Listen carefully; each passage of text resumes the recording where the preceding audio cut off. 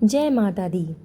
माता रानी को प्रसन्न करने के लिए और उनका आशीर्वाद प्राप्त करने के लिए हम नवरात्र के 9 दिनों तक उनकी पूजा करते हैं, जिसमें हम जिन सामग्रियों का इस्तेमाल करते हैं उनका अलग ही। तो आज इस वीडियो में हम आपको बताएंगे कि नवरात्र के दौरान आपको किन किन पूजा सामग्री की ज़रूरत पड़ने वाली है, और इसके साथ ही हम इन पूजा सामग्रियों का अलग अलग महत्व भी आपको इसी वीडियो में समझाएंगे। तो अगर आपको वीडियो पसंद आए तो हमें कमेंट करके ज़रूर बताइएगा, और कमेंट में जय माता दी लिखना ना भूलिएगा। और अगर वीडियो पसंद आता है तो उसको लाइक और शेयर ज़रूर कर दीजिएगा। चैनल पर नए हैं तो सब्सक्राइब करके बेल आइकन प्रेस कर दीजिएगा, ताकि ऐसी ही जानकारी हम आपके लिए हमेशा लाते रहें। तो चलिए वीडियो शुरू करते हैं। तो सबसे पहले आपको माँ दुर्गा की स्थापना करने के लिए चाहिए एक चौकी, और चौकी पर बिछाने के लिए आपको चाहिए एक लाल रंग का कपड़ा। और इसके बाद आपको माता रानी की प्रतिमा या फिर मूर्ति वहाँ पर रखने के लिए चाहिए। आपको ये ध्यान रखना है कि अगर आपके पास माता रानी की पुरानी मूर्ति है तो वो मूर्ति खंडित नहीं होनी चाहिए। अगर वो मूर्ति कहीं से भी खंडित है तो आप उसको बदल सकते हैं। आपके पास अगर माता रानी की मूर्ति ना हो तो आप माता रानी की तस्वीर भी रख सकते हैं, लेकिन आपको ये भी ध्यान देना है कि तस्वीर आपकी साफ सुथरी और कटी फटी नहीं होनी चाहिए। माता रानी की मूर्ति और तस्वीर ना ज़्यादा बड़ी होनी चाहिए और ना ही वो ज़्यादा छोटी हो, क्योंकि अगर ज़्यादा बड़ी या फिर छोटी होगी तो आपको पूजा करने में दिक्कत आ सकती है। इसके अलावा माँ दुर्गा की स्थापना के लिए सबसे ज़रूरी जो चीज़ है वो है कलश। तो कलश की स्थापना करने के लिए आपको मिट्टी का या फिर धातु का कलश भी आप इस्तेमाल कर सकते हैं। जो भी आपके पास अवेलेबल हो, अपनी सामर्थ्य के अनुसार आप वो खरीद कर ला सकते हैं। जो कलश की स्थापना होती है वो समृद्धि और सकारात्मकता का प्रतीक होती है। इस कलश से सभी देवी देवताओं का आवाहन किया जाता है। कलश स्थापना से घर में शुद्धता और शांति बनी रहती है। कलश स्थापना में आमतौर पर गंगा जल, सिक्के, सुपारी, लौंग, इलायची, हल्दी, पान के पत्ते, आम या फिर अशोक के पत्तों की जरूरत पड़ती है। इसके बाद आपको कलश के ऊपर रखने के लिए चाहिए नारियल। तो नवरात्र की पूजा करने के लिए नारियल की भी बहुत भूमिका होती है, क्योंकि नारियल जो होता है वो सुख और सौभाग्य का वाहक माना जाता है। नारियल से देवी देवताओं को प्रसन्न किया जाता है। इसके अलावा नारियल से वास्तु दोष भी दूर होते हैं और घर में सुख, समृद्धि और सौभाग्य का वास होता है। तो नारियल की स्थापना करने से पहले आपको उस पर स्वास्तिक बना लेना चाहिए। ऐसा करने से पूजा स्थल के आसपास की जो नकारात्मक ऊर्जा होती है वो सकारात्मक ऊर्जा में बदल जाती है। इसके अलावा कलश पर बांधने के लिए आपको चाहिए कलावा। आप वैसे तो लाल कपड़ा भी बांध सकते हैं, लेकिन लाल कपड़ा को बांधने के लिए आपको कलावा का इस्तेमाल करना चाहिए। आमतौर पर पूजा करने के लिए हम लाल या पीले रंग के कलावे या फिर मौली का इस्तेमाल करते हैं, जो कि शुद्धता और पवित्रता का प्रतीक माना जाता है। इस कलश पर ये कलावा आपको बांधना चाहिए, और देवी देवता की मूर्ति के गले में भी आपको कलावा बांधना चाहिए। कलावा हाथ में भी बांधना बहुत ही शुभ माना जाता है। ऐसा करने से पूजा का जो स्थल होता है वो पवित्र और सुरक्षित रहता है। नारियल को कलश के ऊपर रखने के लिए आपको एक कटोरी या फिर दियाली चाहिए, और उस दियाली पर रखने के लिए आपको थोड़े से चावल लेने हैं या फिर अक्षत आपको लेना है। इसी चावल या फिर अक्षत पर आपको नारियल को विराजमान करना है। आपको बता दें कि आप जो कलश का इस्तेमाल कर रहे हैं आपको उसमें शुद्ध गंगा जल भर देना है। अगर आपके पास गंगा जल नहीं है तो आप स्वच्छ जल भी आप उसमें भर सकते हैं, या फिर आप उसमें कुछ गंगा जल की बूंदें डाल सकते हैं। उसमें आप थोड़े से कच्चे चावल, 2 लौंग के जोड़े, हल्दी की गांठ और सुपारी और कोई भी सिक्का आप उसमें डाल दीजिए। कलश को स्थापित करने के लिए आपको एक बड़ी सी प्याली चाहिए। आप मिट्टी या फिर किसी भी धातु की प्याली ले सकते हैं, और उसमें आपको मिट्टी चाहिए होगी, जो कि आप सूखी हुई मिट्टी आप उसमें ले सकते हैं, और उसमें बोने के लिए आप जौ के दाने ले लीजिए। तो आप लगभग 1 मुट्ठी जौ के दाने उसमें आप डाल सकते हैं, या आप अपनी श्रद्धा के अनुसार ज़्यादा या कम भी डाल सकते हैं। मिट्टी में जौ डालने के बाद आपको उसमें थोड़ा सा जल का छिड़काव करना चाहिए, और ऐसा आपको रोज़ सुबह और शाम को करना चाहिए, जिससे आपके जो ज्वारे हैं वो बहुत ही अच्छे खिलेंगे। और अच्छे ज्वारे खिलना माता रानी की प्रसन्नता का प्रतीक माना जाता है। नवरात्र के पूजा के दौरान अगर आप अखंड ज्योत जलाना चाहते हैं तो उसके लिए आपको देसी घी और एक दीपक की आवश्यकता पड़ेगी और उसमें एक बाती की आवश्यकता पड़ेगी। अगर आप अखंड ज्योत पूरे 9 दिन के लिए जलाना चाहते हैं तो आप घी की मात्रा को बढ़ा लीजिए, वरना आप घी की मात्रा को अपने अनुसार घटा या फिर बढ़ा भी सकते हैं।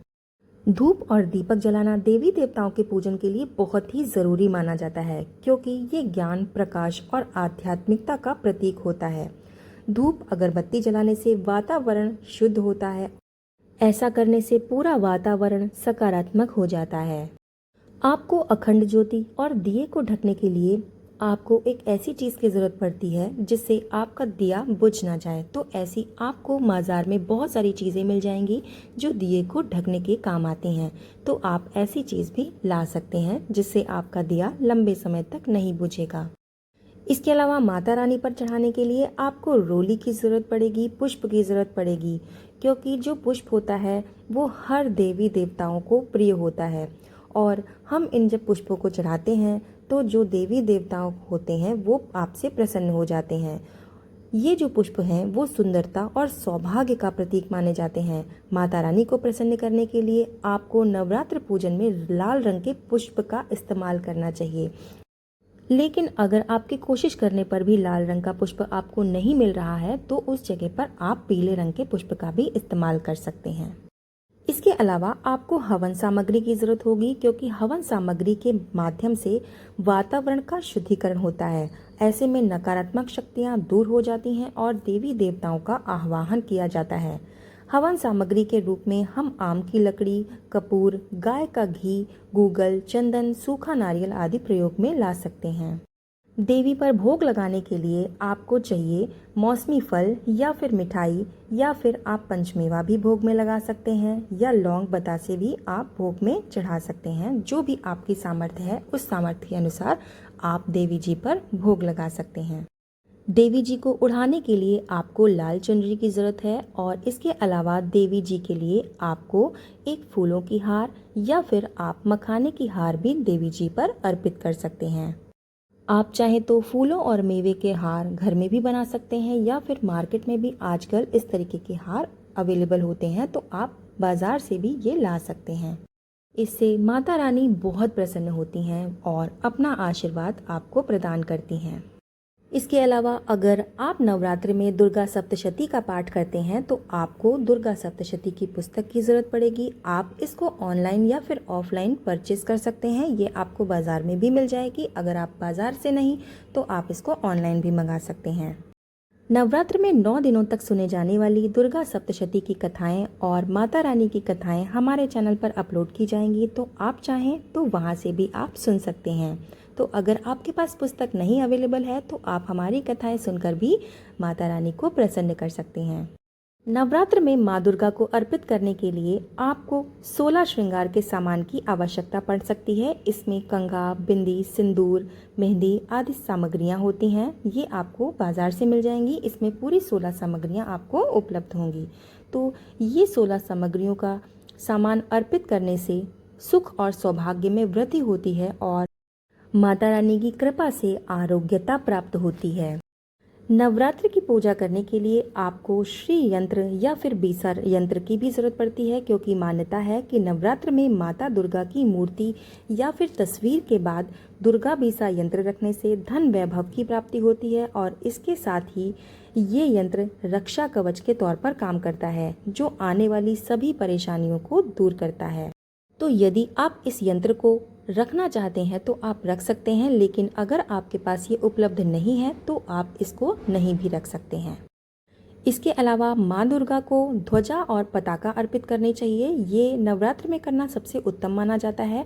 आपको कोई भी ध्वजा या पताका जो है अपने छत के ऊपर लगाना चाहिए। आप अगर छत पर नहीं लगा सकते हैं तो आप इसे मंदिर पर भी लगा सकते हैं, क्योंकि ये विजय का सूचक माना जाता है और इसे घर पर लगाने से माता दुर्गा का आशीर्वाद भी प्राप्त होता है। क्योंकि ऐसा माना जाता है कि माता रानी को ध्वज अर्पित करने से कार्य में सफलता मिलती है और हर धार्मिक अनुष्ठान सफल होता है। माता रानी की पूजा करने के लिए आपको शंख, सिंदूर, रोली, मौली, कपूर, धूप, लाल पुष्प या फिर पुष्पों का हार, सुपारी और हल्दी की गांठ, आसन, चौकी, पंचमेवा, जायफल, जावित्री, कमलगट्टा, नैवेद्य, बताशा, शहद, शक्कर, नारियल, गंगाजल आदि की भी आवश्यकता पड़ती है। तो आपको माता रानी की नवरात्र के 9 दिनों में पूजा करने के लिए इन सभी पूजन सामग्रियों को घर में लाकर पहले से ही रख लेना चाहिए, ताकि जब आप माता रानी की पूजा करें तो आपको कोई भी असुविधा सामान के प्रति ना हो। तो ये थी आज की जानकारी। तो आपको ये वीडियो कैसी लगी हमें कमेंट में ज़रूर बताइएगा, और कमेंट में जय माता की लिखना मत भूलिएगा। और हमें ये भी बताइएगा कि आप और कौन सी सामग्रियां हैं जिनका प्रयोग आप पूजा में करते हैं। इसके अलावा वीडियो पसंद आया हो तो लाइक और शेयर कर दीजिएगा। चैनल पर नए हैं तो सब्सक्राइब करके बेल आइकन प्रेस कर दीजिएगा, ताकि नवरात्र के इन 9 दिनों तक हम आपसे जुड़े रहें और व्रत और त्योहारों से जुड़ी कथाएँ आपको सुनाते रहें।